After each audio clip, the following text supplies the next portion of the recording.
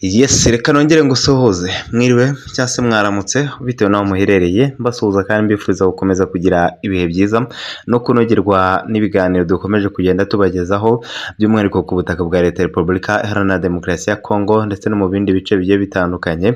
Hakomeje kumvikana imirwano ikomeye cyane mu burasirazuba bwa Kongo. Intambara yongeye kuba intambara nyuma y'imirwano ikomeye. Mu by'ukuri ibintu bishobora kuba bigiye kuba bibi cyane ku butaka bwa Leta ya Repubulika Demokarasi ya Kongo nyuma y'ibitero bikomeje kuvugwa cyane cyane muri uyu mujyi wa Goma. Abantu benshi bakomeje kuvuga bati iyi mirwano ifite aho izagarukira, cyane ko impande zombi ibijyanye n'agahenge bitareba. Umutwe wa M23 nk'uko benshi bakomeza kubivuga, bavuga ko M23 ngo iby'agahenge yabiteye ishoti, ahubwo ikomeje kugaba ibitero ku ngabo za leta. Mu by'ukuri ibi nabyo abenshi bavuga ko bihabanye n'ibyo abantu benshi batekerezaga. Muri aka kanya rero bimwe mu bitangazamakuru yabyandika ndetse n'ibivuga byemeza ko imirwano ikomeje kubera ku butaka bwa Leta ya Repubulika Iharanira Demokarasi ya Kongo. Goma na Minembwe hongeye kumvikana urusaku rw'imbunda nini ndetse n'intoya zongeye kugaruka ku bice bigiye bitandukanye biri kubera ku butaka bwa Kongo. Abantu benshi bari kuvuga ati ubu nibwo imirwano igiye gutangira, nyuma y'uko FARDC ndetse n'abambari bayo bakomeje gukubitwa izakabwana, nk'uko bambari bo ku ruhande rwa M23 bivuga ati twebwe twarakubiswe bikomeye ndetse rwose turashaka kwihimura dukubita FARDC izakabwana. Ese koko bazabigeraho? Patrick Muyaya nawe adaciye hirya no hino yabasubije ati ibyo nibyo mwibeshye cyane, ntimushobora kubigeraho namba, kuko kuri uru rugamba mu bice bitandukanye bya Minembwe ndetse n'ahandi hongeye kumvikana imirwano ikomeye, kandi imirwano yongeye kugaragaza imbaraga zihambaye ku mpande zombi. FARDC muri aka kanya yongeye gukubitwa bikomeye. Isi n'amahanga bahagurutse bamagana ibitero bikomeje kugaragara mu burasirazuba bwa Kongo, aho bivugwa ko FARDC ahubwo yakubise bikomeye izi nyeshyamba z'umutwe wa M23. ni nyuma y'uko zakomezaga zishyira ku karubanda amakuru avuga ko ngo arizo zaba zakubiswe, nyamara ibihugu mpuzamahanga bishyigikiye Perezida Felix Antoine Tshisekedi.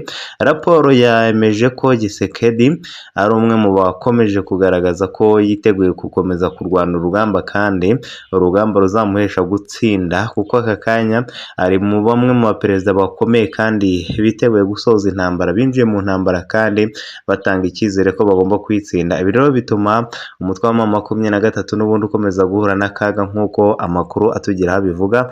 Ubutabera bw'Ubufaransa bwatangije iperereza ku rupfu rw'umukozi wa UNICEF wishwe n'igitero cy'indege mu burasirazuba bwa Repubulika ya Demokarasi ya Kongo.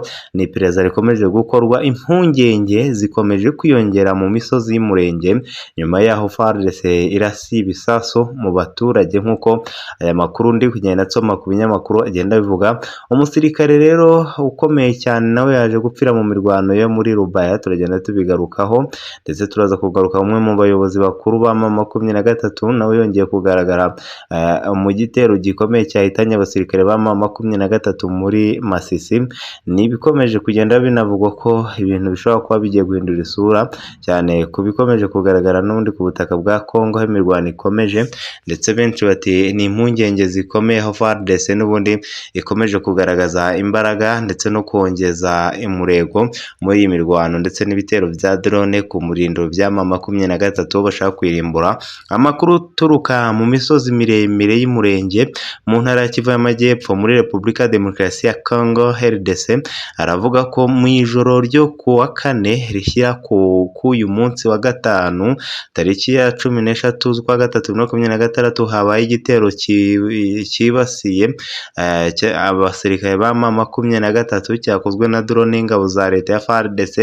Kibasiye agace ka Mikenke gatuwe n'abaturage benshi, hapfuye abaturage barenga 30 ndetse abasirikare bo bagera muri 200. urumva ko abasirikare barwanaga bashaka kujya mu gice gituwe cyane kugira ngo FARDC bare kwitarasa, ariko yaje komeza ibamisha ibisasu.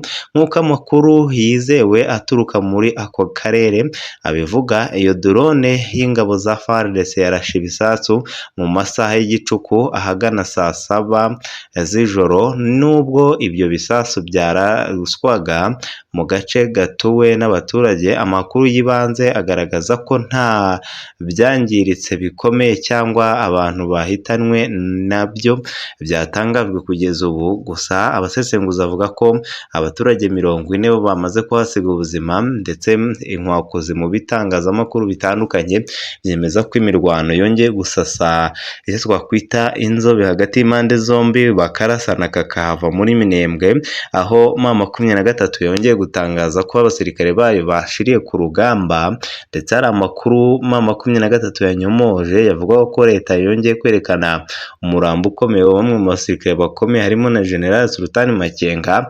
M23 binyuze muri Bertrand Bisimwa yabihakanye ivuye inyuma, avuga ko witwa General Sultan Makenga yego yararashwe, ndetse rwose benshi bakomeza kumubika ko yapfuye, ariko ukuri guhari ngo nuko ariho kandi azakomeza kugaragara ku mirongo y'urugamba. Ibi yabitangaje nyuma y'uko n'ubundi amakuru atugeraho yemeza ko FARDC yongeye kugaragaza imbaraga zikomeye ndetse na drone zikomeye zo kwirukana inyeshyamba z'umutwe wa M23 ku butaka bwa Congo. Amakuru aravuga ko ngo izi drone zari zitumwe kujya kurasa witwa General Sultan Makenga, ndetse bikavugwa ko M23 yabatangaje urupfu rw'uyu mugabo. Ese koko niko bimireze? Ese General Sultan Makenga koko M23 yabamaze gutangaza urupfu rwe? Ibyo byose mwaza kubikurikirana mu kiganiro tugiye kujyana na mugenzi wacu ku murongo wa telefone mu nkuru ya mu gitondo. Turaza kugenda tugarukaho kanu ku kandi ibitero by'itariki ya 13 z'ukwezi kwa gatatu 2026 byongeye kwibasira abayobozi bakomeye cyane ku ruhande rwa M23, dore ko bamwe bagizwe ibanga kubw'umutekano wabo, ndetse ibingibi benshi bavuga ko bishobora kuzateza umwuka mubi hagati yabo, M23 igacikamo kabiri nk'uko amakuru atugeraho abivuga. Ati M23 yemeje urupfu rwa Generali Rukondo, ndetse ihisha urupfu rwa General Sultan Makenga ndetse na Colonel Nanga. Ingabo za leta zikomeje guhiga bukware. Amakuru kandi adushikaho yemeza ko FARDC nayo iri mu kaga nyuma y'uko imaze kwivugana witwa General Sultan Makenga, nk'uko amakuru avuga ngo ibihugu mpuzamahanga bishobora guhaguruka. Patrick Muyaya atanga icyizere ati ibihugu mpuzamahanga byose biradushyigikiye, nta gihugu na kimwe kigomba guhaguruka rero kidushakaho amahane. Mu buhamya bw'umwe mu baturage bahawe amakuru, ndetse yagize ati ubwo twaje kuganira ku murongo wa telefone, ariko kubw'umutekano bavuga ko adashaka ko amajwi ajya ku mugaragaro. Yagize ati mu by'ukuri mu ijoro drone ya FARDC yarashe ibisasu mu gace ka Mikenke, gusa kubw'amahirwe menshi ntibyagize icyo byangiza gikomeye kuko byaguye hafi y'ahatuwe n'imitwe yitwaje intwaro, cyane cyane uwa M23 ndetse n'utwirwaneho abasirikare. Uyu muturage yemeza ko bapfuye barenga 30, ndetse harimo n'abasirikare bakomeye barindaga General Sultan Makenga. Ibyo rero bikemezwa ko muri Mikenke hashobora kuba hagabwe ibitero bikomeye. FARDC na FDNB bakaba beshe witwa General Sultan Makenga, nk'uko amakuru atugeraho abishika cyangwa se abivuga. Abaturage rero bavuga ko nubwo kuri uyu wa gatanu mu karere hose hiriwe ituze kandi ubuzima busa naho bwakomeje uko bisanzwe, impungenge ku mutekano zikomeje kuba nyinshi bitewe n'uko ibikorwa bya gisirikare bikoresha ibisasu bya drone byagiye byiyongera muri aka gace mu minsi ishize. Iki gitero kibaye nyuma y'ibindi byabaye mu ntangiriro z'icyumweru, aho ingabo za FARDC zarashe ibisasu mu bice bitandukanye bya Minembwe. Muri ibyo bice harimo na santere ya Minembwe, aho nabwo abaturage batangaje impungenge z'uko ibikorwa bya gisirikare bikomeje gukorerwa hafi yaho abaturage bishobora guteza ingaruka zikomeye ku mutekano w'abasivile ndetse n'ubuzima bwabo. Akarere ka Minembwe n'imisozi y'umurenge muri rusange bimaze igihe biberamo ibibazo by'umutekano muke, ahanini biterwa n'ibitero by'ingabo za leta ya RDC n'abafatanyabikorwa babo. Ibi bitero byakunze gushyira mu kaga abaturage basanzwe, cyane cyane mu bice by'imisozi miremire. Abenshi bavuga bati FARDC yakanira ashaka kwisubiza ibi bice. Abasesenguzi b'ibibazo by'umutekano mu burasirazuba bwa RDC bagaragaza ko ikoreshwa rya drone mu bikorwa bya gisirikare rigenda ryiyongera muri iyi minsi, cyane cyane mu kugenzura cyangwa se kurasa ibice bituwe n'abaturage. Icyakora imiryango iharanira uburenganzira bwa muntu ikomeje kugaragaza impungenge z'uko ikoreshwa ry'izo ntwaro mu bihe bituwe n'abaturage cyangwa se mu bice bituwe n'abaturage bishobora guteza ingaruka ku basivili. Hagati aho, abaturage bo muri aka gace bakomeje gusaba ko habaho ingamba zikarishye zo kurinda abasivili no kwirinda ko ibikorwa bya gisirikare byakongera gushyira ubuzima bwabo mu kaga. Nubwo kuri uyu wa gatanu umutekano ugaragara nk'uwifashe neza mu bice byinshi bya Minembwe, abaturage bavuga ko bakomeje kuba maso bategereje kureba niba mu minsi iri imbere umutekano uzakomeza kuba mwiza cyangwa niba hazongera kubaho ibindi bikorwa bya gisirikare muri aka karere mu by'ukuri gakomeje kugaragaramo imirwano. Umusirikare wigeze kugarukwaho mu mateka y'iyicwa rya Perezida Laurent Desire Kabila yongeye kuvugwa, ndetse benshi bongera kuvuga ko iyi mirwano ishobora guteza ibibazo bikomeye. Amakuru y'ibanga agaragaza ko FARDC y'abafatanyabikorwa bayo bateguye igitero kinini gishobora gutangirira mu bice bya Uvira ndetse ngo kikaba cyahitana uyu mutwe wa M23 nk'uko amakuru adushikaho abivuga. Munyemerere iyi nkuru tuyitangire gutya tugana no ku musozo. Amakuru mashya avuye imbere mu gisirikare cya Repubulika ya Demokarasi ya Congo FARDC agaragaza ko hashobora kuba hategurwa igitero kinini gishobora kongera kukaza umurego w'intambara imaze igihe mu burasirazuba bw'iki gihugu. Umwe mu basirikare ba FARDC wahisemo kuganira n'itangazamakuru mu ibanga yahishuriye ikinyamakuru cyacu ko ku cyumweru tariki ya 15 z'ukwa gatatu 2025 hateganyijwe gutangizwa ibikorwa bya gisirikare bikomeye bigamije kwagura imirwano mu ntara ya Kivu y'Amajyepfo. Aya makuru akubiye mu nyandiko uwo musirikare yahaye ubwatsi bw'ikinyamakuru cyacu mu ijoro rishyira ku uyu wa gatanu tariki ya 13 z'ukwa gatatu 2026. Mu butumwa bwe yasabye ko amazina ye atatangazwa ku mpamvu z'umutekano we. Avuga ko rero hari gahunda ikomeye iri gutegurwa n'ubuyobozi bwa gisirikare bwa FARDC yo kwigarura ibice bitandukanye. Yagize ati hari gahunda ya FARDC ikomeye cyane iteganyijwe gutangira ku cyumweru tariki ya 15 z'ukwa gatatu 2026 igamije gutangiza intambara yagutse mu bice bitandukanye byo mu burasirazuba bwa RDC. Kandi M23 ndakubwiza ukuri nta musirikare n'umwe izasigarana, kandi ukuri guhari n'ukwitwa General Sultan Makenga twamuhitanye.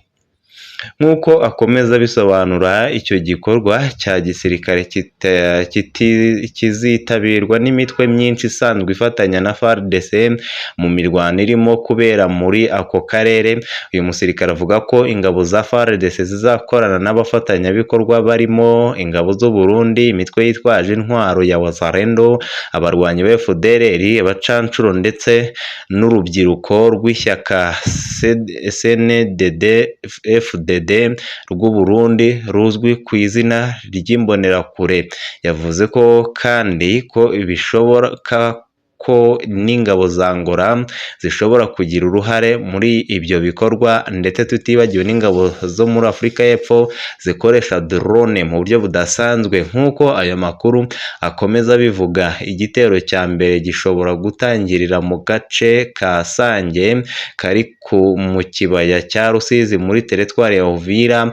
Nyuma yaho ingabo ziteganyijwe gukomeza ibikorwa bya gisirikare zerekeza mu duce twa Kamanyora n'ahandi hafi y'umupaka uhuza Repubulika ya Demokarasi ya Congo n'u Rwanda. Ibyo rero bigaragaza ko u Rwanda ruri mu kaga gakomeye. Uyu musirikare yakomeje avuga ko hari n'ibindi bitero byateguwe kuzagabwa ku misozi iri mu bice by'Indondo ndetse n'iya Rurambo ahatuwe cyane n'Abanyamulenge. Ibi bitero ngo bigamije kugerageza gusubirana ibice bigenzurwa n'imitwe irwanya ubutegetsi bwa Kinshasa irimo Twirwaneho ndetse na M23. Aya makuru aje mu gihe intambara hagati y'ingabo za FARDC n'ihuriro rirwanya ubutegetsi bwa Alliance Forever du Congo FCR irimo M23 ndetse na Twirwaneho rikomeje gufata indi ntera mu bice byinshi byo mu burasirazuba bwa Repubulika Demokarasi ya Congo. Iyi mirwano ikomeje kugaragara cyane mu turere twa Minembwe, Indondo, Masisi, Walikale ndetse no mu bindi bice bya Kivu y'Amajyepfo n'iya ruguru.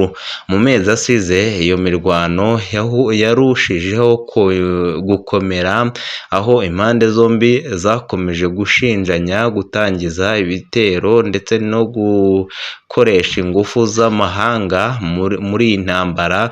Ku ruhande rumwe leta ya Kinshasa ishinja imitwe yitwaje intwaro ndetse isanzwe ikorana n'ibihugu byo mu karere birimo u Rwanda ko ari byo nyirabayazana. Ku rundi ruhande rero ihuriro rya M23 na Twirwaneho rikavuga ko FARDC ikorana n'imitwe irimo FDLR n'indi mitwe yitwaje intwaro. Gusa kugeza ubu amakuru ava mu bice by'intambara agaragaza ko ihuriro rya M23 na Twirwaneho rikomeje kugenzura ibice byinshi mu ntara ya Kivu y'Amajyepfo n'iya ruguru. Ibi bituma imirwano ikomeza gufata indi ntera mu gihe buri ruhande rushaka kwagura ibice rufiteho ububasha. Rero abasesenguzi b'akarere bavuga ko niba koko iyo gahunda y'ibitero yagutse yatangizwa nk'uko byatangajwe n'uwo musirikare wa FARDC, bishobora gutuma intambara yo mu burasirazuba bwa RDC irushaho gukaza umurego ndetse igafata n'akarere k'ibiyaga bigari kose, bikagira ingaruka rero zikomeye ku mutekano w'abaturage ndetse no ku ituze ry'akarere kose k'ibiyaga bigari, kuko intambara ishobora kubita itangira burundu. Kugeza ubu intambara cyangwa se nta tangazo rya leta ya Kinshasa cyangwa ubuyobozi bwa FARDC rirashyira ahagaragara iby'iyi gahunda ivugwa, gusa amakuru akomeje gukwirakwizwa mu baturage bo mu bice bya Uvira na Minembwe agaragaza impungenge ko imirwano ishobora kongera gukaza umurego mu minsi iri imbere, kandi ibi bitero bishobora kuzahitana bamwe mu bayobozi batandukanye ku ruhande rwa M23, cyane bamwe mu basigaye, nk'uko abasirikare ba FARDC bivugira ko abakomeye bamaze guhitanwa n'ibitero byabo. Ese ubwo hazakorwa iki kugira ngo amahoro n'umutekano bigaruke ku butaka bwa Congo? Bamwe mu basesenguzi b'ibinyamakuru mpuzamahanga nka RFI batangaza ko iyi mirwano itazapfa kurangira mu buryo bworoshye. Ni nyuma y'uko benshi bavuga bati ibintu bishobora kuba bikomeje kubera ku butaka bwa Congo bishobora gutangiza intambara abantu benshi batatekerezaga ko yaba intambara, cyane ko bumvaga ko amahoro n'umutekano bigiye kugaruka. Ariko muri aka kanya amashusho n'amafoto agaragaza ko ibintu bishobora kuba bigiye kuba bibi, nyuma y'uko n'Ubufaransa bivuga ko bushobora guhita bwinjira muri iyi ntambara mu buryo bweruye. Ni nyuma y'uko drone z'umutwe wa M23 nanone zongeye guhanurwa mu bice bitandukanye by'umurenge. Rero benshi bavuga ko bishobora kuzaba icyo twakwita iturufu ikomeye, ishobora kuzagenda rwose igaragaza ko intambara ishobora guhitana benshi cyane ku butaka bwa leta ya Repubulika Demokarasi ya Congo. Abenshi bavuga bati ibi bitero bishobora kuzaba simusiga, dore ko FARDC aribwo bwa mbere yakora icyo twakwita operasiyo yo gutangaza ko izagaba ibitero igateguza umwanzi. Ibyo byose rero turagenda tumenya duti ese ni igiki kiri buze gukurikiraho nyuma y'uko FARDC itangaje amakuru, ndetse se haraza gukurikiraho iki nyuma y'imirwano? Bimwe mu bitangazamakuru yabyandika ndetse n'ibivuga tugana no ku musozo byemeza ko imirwano iri kubera ku butaka bwa Congo ishobora guhindura isura isa n'isaha. Ni nyuma y'uko FARDC isa n'iyahuye n'inshuti nziza cyane irimo Perezida Evariste Ndayishimiye w'u Burundi, nk'uko amakuru adushika bivuga, dore ko Evariste Ndayishimiye yakomeje gutangaza ko azabafasha mu gihe bamukeneye kandi yiteguye gutanga ubufasha bwe nta kintu na kimwe asize inyuma. Ibi kandi bikomeje kuba mu gihe ibintu bishobora kuba ibyatangazwa n'imwe mu bitangazamakuru yabyandika ndetse n'ibivuga, aho imirwano ikomeje kugenda igaragara mu burasirazuba bwa Congo, ese n'amahanga bongeye guhaguruka. Ese ibi byo bifasha iki impande zombi, cyane ko imirwano n'ubundi ikomeje kugaragara mu burasirazuba bwa Repubulika Iharanira Demokarasi ya Congo. Amakuru atugeraho yemeza ko rero imirwano ikomeje kubera ku butaka bwa Congo ishobora guhangayikisha isi n'amahanga nk'uko abakurikirana hafi aya magambo babivuga. Ibyo rero nyemerera tugarukira aha, tuze kugaruka mu zindi update zaba zigezweho ku mirongo y'urugamba, ko bikomeje kugenda bigaragara n'ubundi, dore ko ari byinshi tugenda n'ubundi tugarukaho ku mirongo y'urugamba. Isi n'amahanga bakomeje kugaragaza imirwano ikomeye ndetse no kugenda berekana ko hakwiye inzira y'amahoro mu by'ukuri. Niyo mpamvu mbasaba sabone, nkabasaba like, share, comment kugira ngo mukomeze mubane natwe gatanu ku kandi. Ubundi YouTube kenshi na kenshi hari aho bigera ikimana rekomandasiyo, ariko wowe niba ubonye ino video sharinga inshuti zawe ndetse n'ahandi kugira ngo update ziye zikugeraho gatanu ku kandi, ndetse umenye ngo byifashe bite ku mirongo y'urugamba. Ibyo byose kandi kugira ngo ubibone ni uko ugomba kubana natwe wakanze sabone, ukibuka n'akazogera ka mbere, kuko bitari ibyo hari igihe amakuru rimwe na rimwe utayabona bitewe n'uburyo YouTube ubwayo isigaye ikoramo muri ibi bihe, aho igera bikakwambura rekomandasiyo neza neza, ukagenda ugacumba bikakurenga, ukabona nta n'abantu 50 bari kukureba mu isaha. Ibyo byose kandi biterwa na YouTube ubwayo, niyo igeraho ikagucutsa, ubundi ba bantu bagukundaga n'abakureba bakaba bagabanuka. Icyo ngusaba rero kugira ngo dukomezanye ndetse utagendeye ku bya YouTube, jya ubana natwe mu biganiro byacu bya buri munsi, ndetse uhora usharinga channel yacu kugira ngo itere imbere, kandi Nyagasani akomeza duhana umugisha, like nyinshi, comment, ubundi update zitandukanye mujye muzikurikirana hano gatanu ku kandi. Ni byinshi tugiye gukomeza kugenda tugarukaho kubikomeje kubera n'ubundi ku butaka bwa Leta ya Repubulika ya Demokarasi ya Congo. Abantu benshi bari kwibaza bati iyi mirwano izarangira gute? Mu gitondo ndabarekera ikiganiro gikomeye, turaba turi kumwe na mugenzi wacu ku murongo y'urugamba, ndetse n'ibikomeje kugenda bivugwa. Nyagasani akomeza abampera umugisha.